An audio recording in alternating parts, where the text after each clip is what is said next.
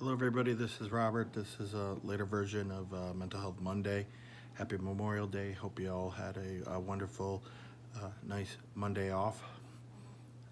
I decided that I wanted to do uh, this topic on depression um, just because I had discussing it a little bit on the weekend with my peer counseling position. Depression is something that it's pretty safe to say if you haven't experienced depression, you know somebody who has. It's as prevalent as I would say as cancer, diabetes. It's a common mental illness that the majority of people experience at least some point in their life, and I think the prevalent statistic is worldwide. 1 out of every 5 people will experience depression on some impactful level, meaning that the DSM diagnosis to be depressed. Just so you know, I do know it because I read it and I studied it myself. You need to be experiencing an intense level of not sadness, because depression is not sadness. It's a more powerful form of sadness. Um, you need to be experiencing depression, the sadness on another level that impacts your negative emotionally for more than a period of 2 weeks. That's the diagnosis. That's what uh, would be, a psychiatrist or a counselor would diagnose you as depression if you've experienced uh, that emotional negativity impact more than 2 weeks. Um, and it can last much longer than that. Some people experience clinical depression, which is something that people will experience much longer, something that sticks with you. Clinical is something that will last months, years, extended, very long periods of time. Um, so just that's just the kind of a background for that. I just spoke about clinical depression. Uh, there are so many different reasons for why somebody would be depressed. I couldn't go into every single specific reason, but it is important to know that depression, mental illness, as I've stated in prior videos, is a very personalized, individualized type of disorder, mental illness. It's really based on your unique circumstances. So I'll just go over the general reasons why people get depressed. The most common out of all of them, based on my experiences, what I've read, what I've heard from counselors, and what I've listened to on the TED Talks videos, which I find very reliable about mental illness and other types of things. So I got a lot of, and then what my studies when I was got my bachelor's with psychology, went into a little bit there, but not very extensive.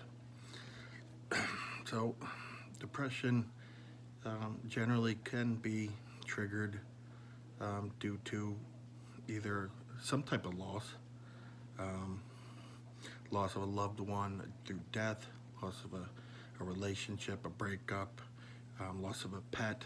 That's a very underrated reason for depression, losing a pet. A lot of people do experience some type of expensive, extensive upset, depression.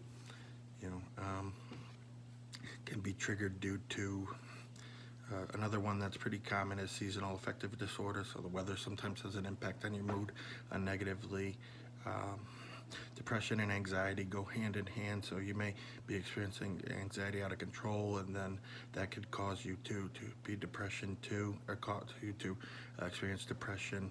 Um, with mood disorders like bipolar, you have the manic phase, but then with the other side of the coin is the lows, which generally with bipolar, it's just comes with the territory. It isn't a specific reason. When you hit the down cycle of bipolar, um, you're going to be depressed, and there's not a specific reason other than that's just the downside. Um, schizoaffective disorder, which is a combination of schizophrenia and bipolar, mood and thought disorder combination. Um, there is the depressive part of the schizoaffective, where it's not like bipolar, but it's just comes with the diagnosis. So it's just part of the mental illness. If you have schizoaffective with the depressive part, for no rhyme reason, you're going to be depressed. You could be looking at a painting, you see the color orange. This is specified, and that orange is going to cause you to feel down for no logic. It's not a logical type of reason. So those are pretty much the common types of depression. There's all other different ones too. It definitely, the other one that I didn't speak of, which is pretty prominent, the biochemical component of depression, which there's a lack of serotonin, or one of the chemicals in your brain that quote unquote normal people have, that cause them to function on a day-to-day basis. If your chemical is lacking, then you're going to be depressed of it. So something that your brain stops producing a certain chemical that causes the depression. So those are pretty much the kind of like the general lies where majority of people would be able to identify with one of them. So now that I've gone over it, what do you do to get better, to not be depressed? And these are things that I've learned that have helped me get through depression, but these are all things that are commonly researched to prove to be successful, through just learning through therapists who had suggested certain things, and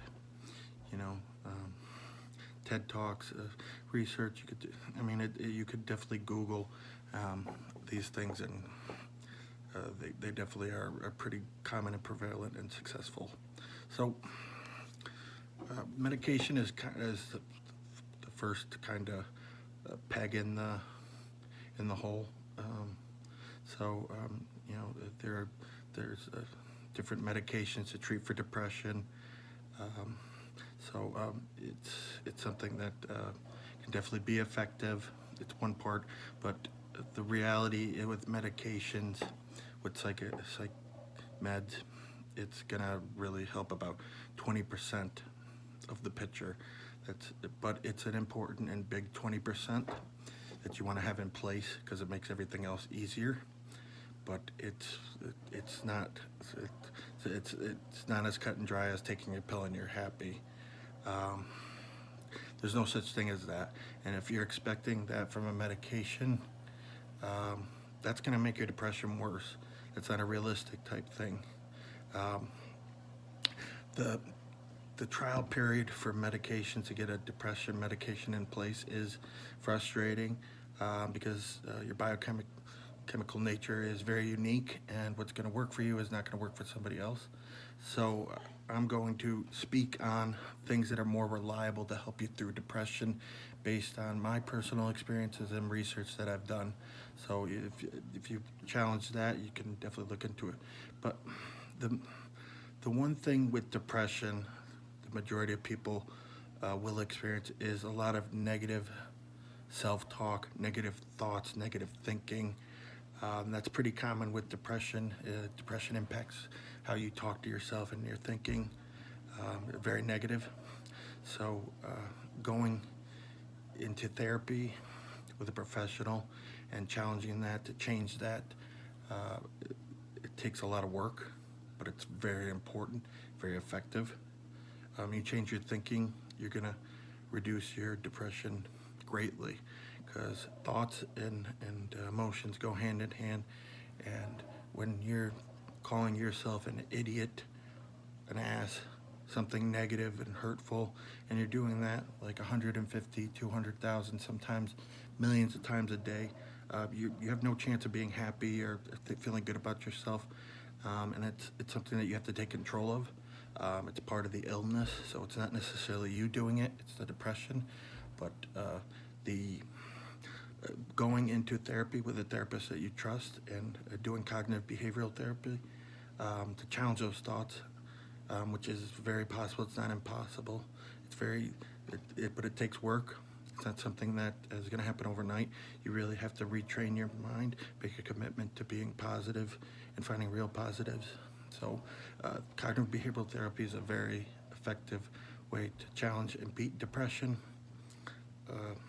The other thing that is extremely important, all the research, the scientific research and things, is doing some type of exercise, 30 minutes a day. Even if you don't do 30 straight minutes, you break it up into 10-minute increments or whatever else. Do 30 minutes a day.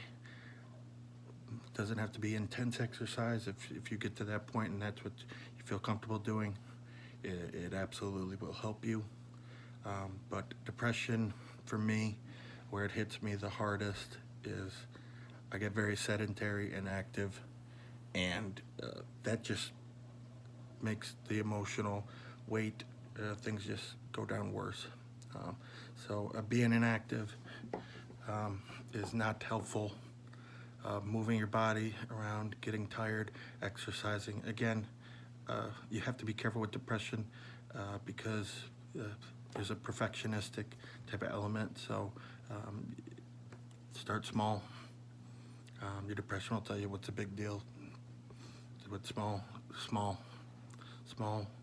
victories, small type of things that you put your heart and soul into. Very, very important. You know, with the exercise piece, 30 minutes a day, walking, whatever else, whatever you feel comfortable. The beauty of exercise, you can do it the way that you want. But if you do that on top of the cognitive behavioral therapy, your depression is going to be not as bad. It'll, you know, at some point, quicker than what's happening, you're not going to be as depressed. Finally, the other thing that is so important when you're dealing with depression is structure. Getting up and having something to do every morning, regardless of what it is. If you wake up and you're depressed and you have nothing to do, that's like putting a match in a tank of gasoline. What's going to make your depression get out of control, hopeless? You're not going to.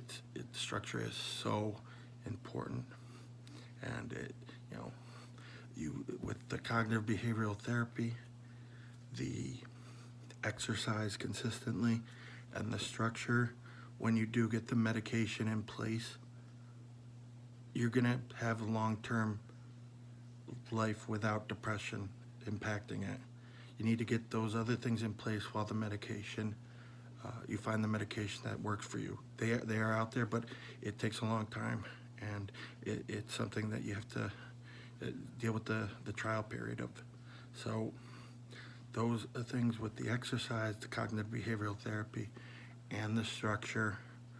You have those things, and then the medication comes into place. It's like the opposite of the match hitting the gasoline in a negative way. It's the match, boom, good health, and I think that the other thing, another thing that I didn't mention that I will, you want to beat depression, you need to be compassionate to yourself. You're a person with sickness. You need to have understanding and empathy, patience, and you need to understand that you need to be nurtured and treat yourself like somebody who's battling an illness, because the negative, it comes on very strong. So you need to have compassion for yourself. That's very, very important, and it's hard to when you're going through depression. So that's the gist of my video, pardon me. I hope this helps people. These are things that just about anybody who's going through depression can help. So I hope people get something from this. We had a wonderful Memorial Day. Take care. Have a good night, guys.